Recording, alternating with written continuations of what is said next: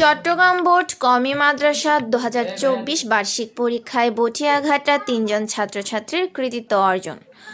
রবিবার সকাল 12টায় হাদিরাবাদ তাবলিগ গুল কুরআন কওমি মাদ্রাসা ও এতিমখানার বার্ষিক পরীক্ষার ফলাফল প্রদান 2024 করা হয়। মোহাম্মদ সিরাজুল ইসলামের সভাপতিত্বে উপস্থিত ছিলেন মাওলানা মুফতি হুসাইন আহমেদ, মুহাদ্দিস, খুলনা দারুল উলুম মাদ্রাসা ও খতিব হেলাতলা জামি মসজিদ। নাম আবুল কালাম আজাদ। আমি চট্টগ্রাম বোর্ডে 16 স্থান অধিকার করেছি।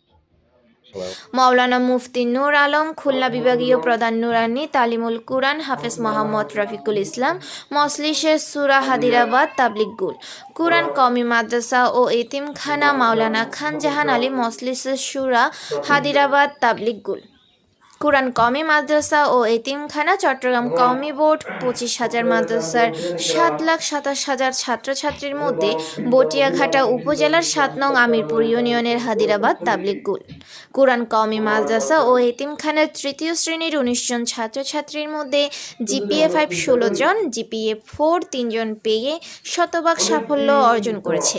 এর মধ্যে 3 জন মেধা তালিকায়, শাকিলা খাতুন পঞ্চম, মোহাম্মদ সালমান শেখ ষষ্ঠ ও মোহাম্মদ আব্দুল কালাম আজাদ 16 স্থান পায়।